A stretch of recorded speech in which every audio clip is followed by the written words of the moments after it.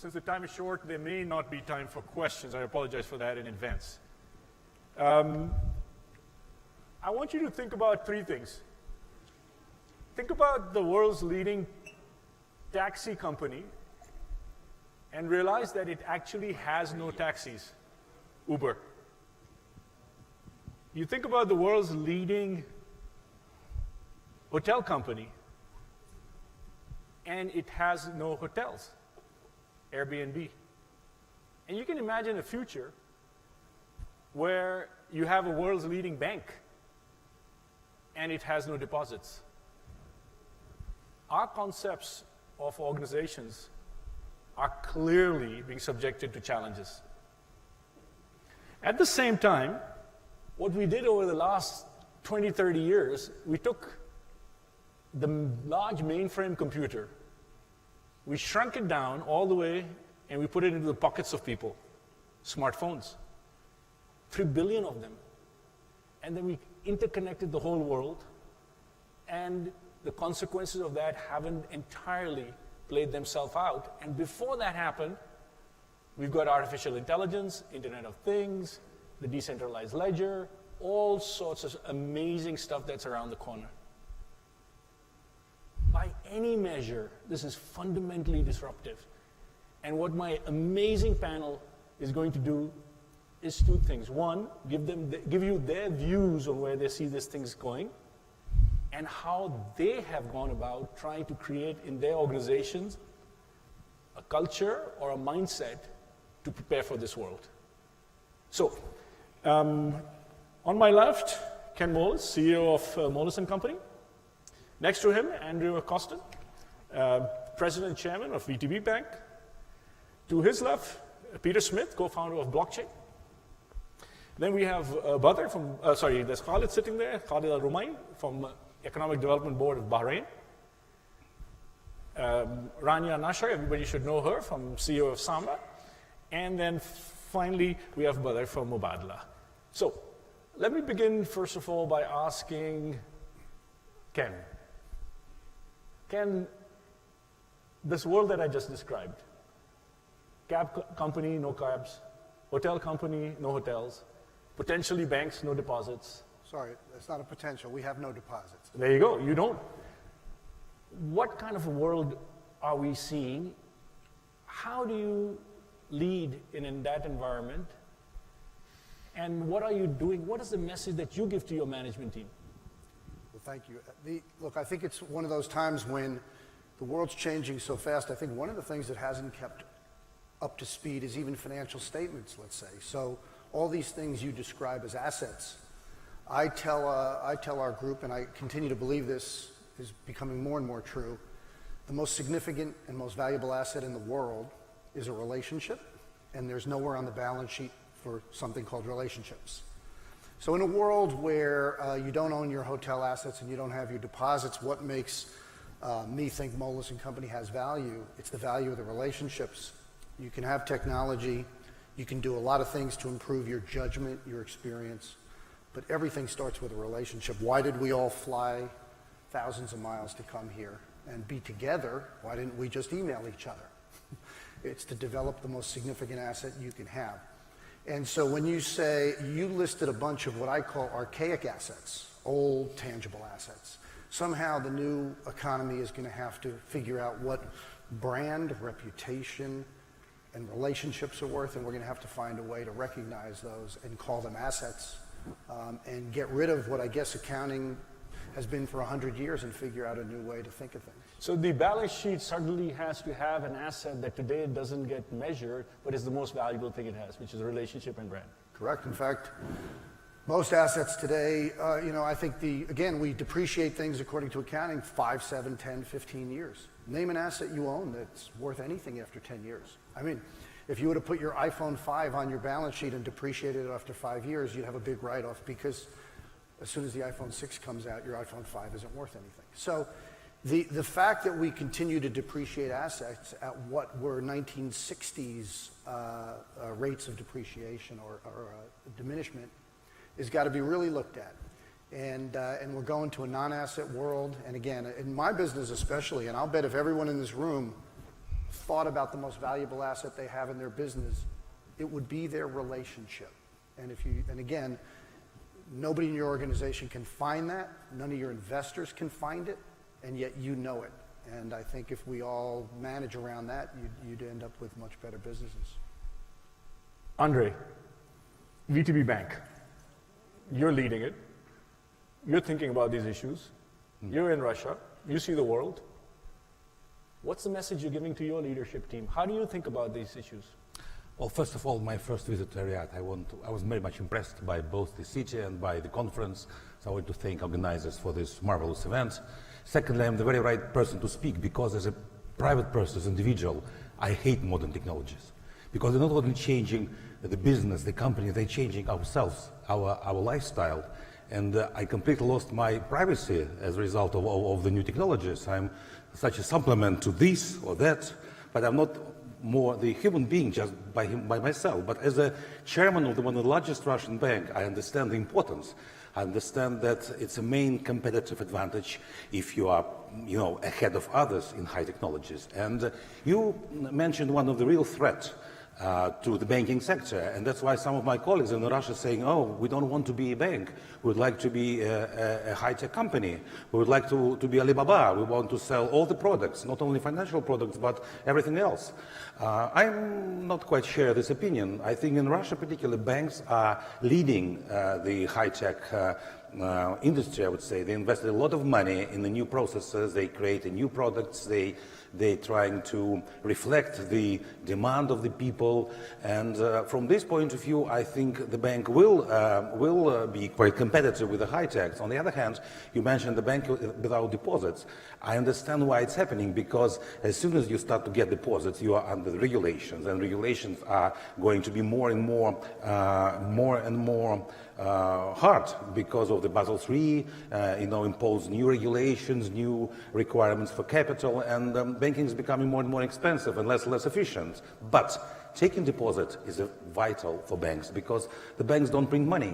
They take money from the people in deposits, and they lend money to other people or to industry. So from this point of view, I mean, the funding is quite vital for the banks, and I think deposit is very important. And secondly, the credit risk. The credit risk is something which should be judged by the experts, by the bankers. I don't think those who cannot really assess a proper credit risk will be successful in banking, because it will lead to huge losses. So I still believe that the banking sector will survive, but yes, we have to acknowledge the problem. We have to invest a lot of money on technology and more on fighting the cyber attacks. That's another large problem. We probably start to invest more in protection than in development. So there's a lot of problems for the Russian financial sector. When you are giving instructions to your senior management and for them to groom that next generation, what do you say? What do you do in terms of your hiring? Who are you looking for? No, well, I agree with you.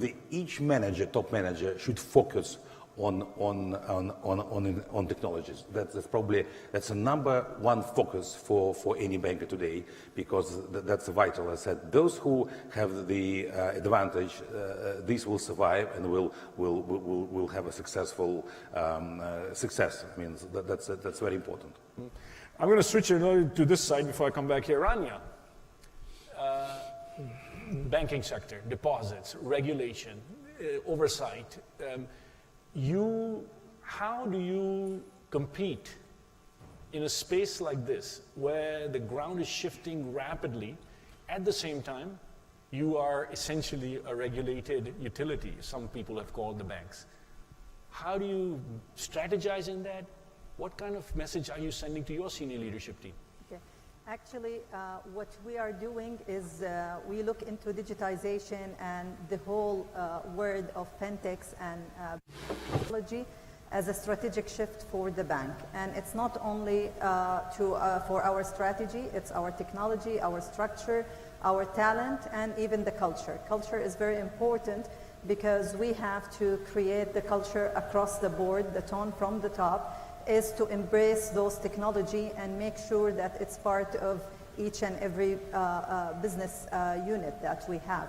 So what we have started with is we are re-platforming our technology, and we have structured it into two streams. One is agile and one is waterfall, where we can deliver on promise for Agile, customers. and the other one is? Waterfall. Waterfall. Where we can deliver to the customer need, because this is one of the key driver to us is the customer experience. Customers, they compare banks to Uber. They are depending heavily on their mobiles and portable, especially in GCC and Saudi Arabia, where mobile penetration is more than 75%. So everybody is using the mobile.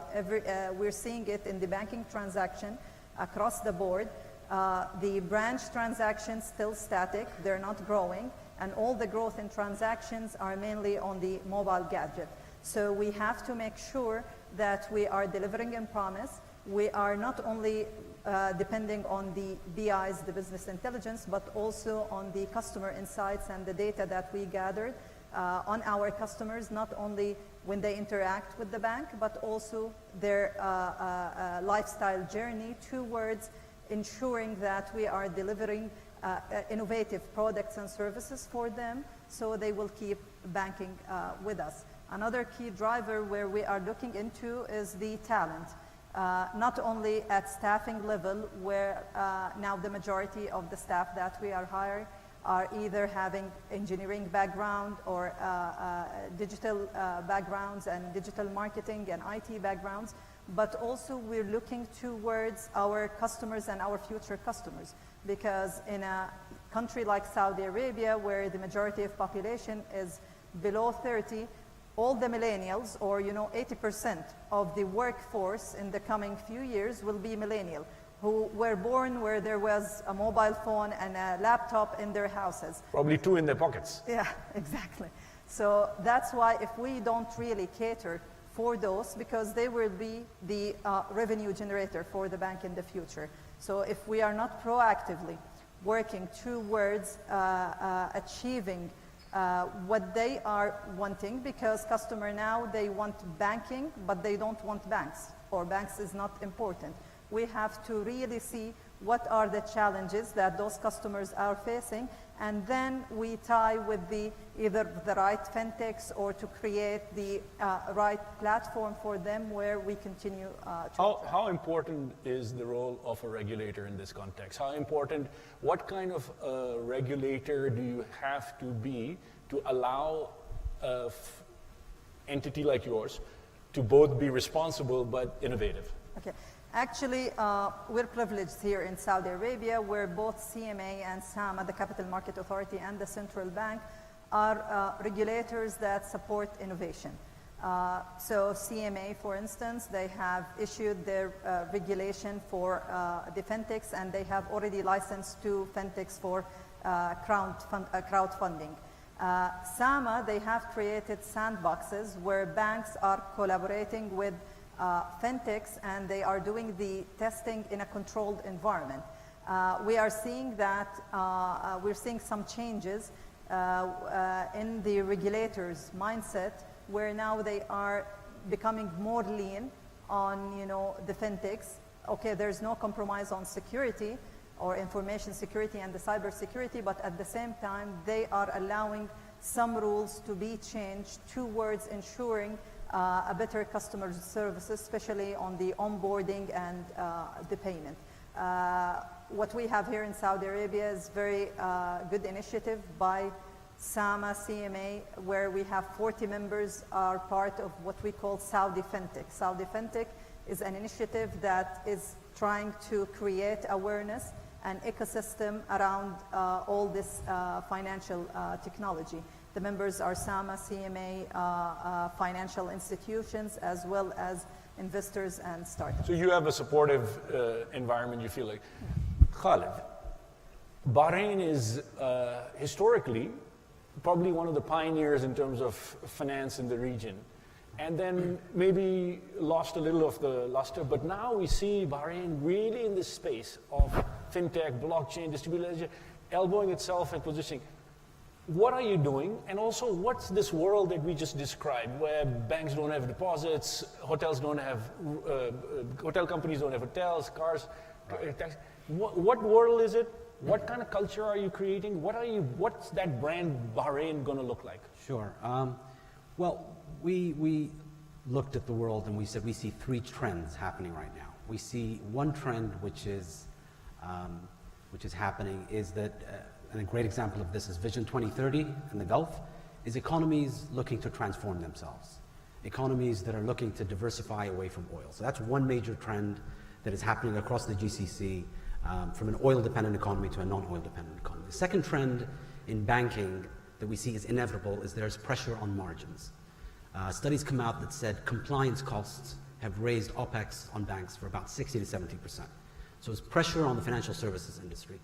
Third trend that you spoke about in your introduction is the disruption that's happening through technology in every sector, and banking is no different. We think that fintech is actually going to take root in the emerging markets more than the West. We think that it's solving a need. There is a huge proportion of an unbanked population. In this region, it's migrant labor. In other countries, it is just people who don't have access to bank accounts.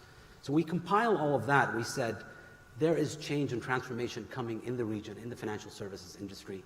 We have to be part of it. And we think two components are important. First is creating an enabling environment. And Rania talked about that. We introduced a sandbox. We said, let's give these fintech companies room to innovate with a light touch regulation. We've introduced crowdfunding. We're going to introduce venture capital, co-invest in venture capital that will support fintech companies. But I think the second and the most important element that we're going to introduce is we're going to allow our local banks to be challenged. Our local banks to be challenged by the newcomers. Because the best pressure is going to be competition. So you're not going to protect them, you're going to allow new guys to actually compete with them. Our governor has told them competition is coming. We've allowed digital banks to come in. We've allowed crowdfunding to come in and disintermediate banks. We're going to allow PSPs to come in and allow credit card and non-cash payments. So we are going to allow our economy to be a sandbox in itself for companies to come in and innovate. We think that's as important as the regulation is not protecting your own and allowing your country to see challengers and to allow innovation to take place. Not protecting your own and allowing innovation to happen. I'm going to come to you because, Peter, you're going to be giving us sort of not just what the future is, but the fact that you're living the future, and I want to hold the audience off for that one. Badr, Mubadala, and aerospace and defense. It's not financial services, but you must be equally facing all of these challenges of disruption, Internet of Things, blockchain, all of this stuff. What's happening in there? What's Mubadala's view? How are you also yourself and your own management team? What's the messages you're giving to them? I mean, you brought a valid point. You spoke about, what kind of environment are we creating? And I want to sort of pick up on Khalid's point. I'm not creating anything. I'm being recreated. I'm being redefined. I'm being reinvented in terms of what are we doing with aerospace. So for those of the audience that don't know, we actually make aircraft parts. If you flew in an Airbus 330, 340, 350, Airbus 380, or a Boeing 777 or 787, there are exclusive parts that are made in the Emirate of Abu Dhabi in the United Arab Emirates. And the unique thing about that is that, and again, I'm going to pick up on Rania's point, is that we have a millennial workforce. The truth of the matter is the millennials, they're the future customers, they're the future workforce, they're the future leaders, they're the future inventors. If I do not understand what motivates them, what inspires them, what gets them to come to the office and make a change in this world, I will become irrelevant in the world of competition. We are competing against other players in the market. We are, if it's in aircraft parts, if it's in maintenance, if it's in defense equipment, there are global players out there. So for us, competition is extremely important, but I don't want to follow. I want to lead. And this is the mantra that Mubadala has been picking up. We partner and we lead. We lead the market. And if you see what we've done in aerospace, growing from probably 10 Emiratis and less than $1 million worth of revenue to almost $125 million of revenue and almost 450 Emiratis that are day in, day out making those aircraft parts. So you're describing a culture of guts. Absolutely. If you want to compete, if you want to stay relevant, if you want to become a big player, an important player, a relevant player in the market, then you have to take risk. And making aircraft parts, carrying, in the case of a 380, 580 people up in the air, day in, day out, is about taking risk and making sure that those parts are not just meeting quality, exceeding any quality expectation, but made with people that have never made aircraft parts in their lives. And that is, in my opinion, true art. And this is not something you're speculating, this is already done. No, this it's is already being done. done. This is being done for now 8 years. 8 years. I was running that factory. And the time that you see, and actually, let me say this interesting fact. That factory, which has over 400 Emiratis, 9 out of 10 Emiratis are women on the shop floor that are making those parts. And this didn't happen by intention, this didn't happen by design, this happened by I believe, passion. They were passionate to make a difference, they were passionate to lead our Vision 2030, and they joined the ranks and they lead the company today. This is interesting. Remember, listen to the theme, the words that people are using: relationships, passion, culture, guts. Peter, you are running blockchain. You are running this bank. Describe to us a little bit about what you're doing. Describe to us about what you saw that was happening, that you came in and disrupted. And you're not speculating either. You already have done it. Tell us a little bit about what's happening. Yeah, so for context, I run a company that makes using distributed ledgers, and in particular, the assets on top of them, easy for consumers and institutions. We're by far the largest entity in the space, and so now, talking about a financial company without deposits, we have, depending on the day, somewhere between 45 and 55 billion in assets in our systems, but they're not deposits. We have institutional clients from top 5 investment banks all the way down to retail consumers in countries that every single person on this stage lives in. It's 30 million customers around the world. And we do that with a core team of less than 200 something people. And so for me, what comes through about what's coming is efficiency. And an interesting way of indexing this is what I was telling you earlier, which is PayPal, which is, most people think of PayPal as a very technology-forward financial company. We do similar volume to PayPal now on our consumer product, but we do it with about 4% of their workforce. And so for me, I think the biggest shift that's coming is sort of this relentless pursuit of efficiency, which is fundamentally what technology is about. And so business models are going to shift drastically. A great example is we are much more in the business of giving our customers their money, the results of their capital, back to them, and we keep a very, very small piece of that. Our business model is very productive at a very tiny revenue per dollar of assets under supervision or dollar of volume because of that extreme efficiency and scale. And so technology makes new business models possible, just like Uber is a new business model. They take a tiny piece of a transaction because they're providing much less of a service than an entire taxi cab or car company. But fundamentally for me, what's going to be driving all of this are these sort of increases in scale and technology. The other thing that I think is often misunderstood in these conversations is that people think that the resulting scale is about not being regulated or being regulated, or governments being very lenient. I can assure you that we are heavily, heavily regulated. We have massive teams of lawyers and compliance people, and are regulated by every major financial G7 entity around the world. And so it's really not about some sort of compliance arbitrage. And even if you zeroed out all the compliance people, it still wouldn't explain the huge gap in workforces. Fundamentally, this is about technology advances. They're going to leave the world a radically different place.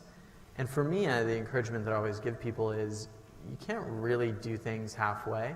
And this actually comes back to the point you were making about relationships. People have to know who you are and what you stand for. And so as an incumbent institution, I see a lot of people, particularly with the technology we do, play with it a little. Like, they'll hire some folks from one of the big 4, they'll do a pilot, nothing ever really comes of it. And the reason is, that's not who you are as an institution. And that's not who people know you as, and that's not your relationship.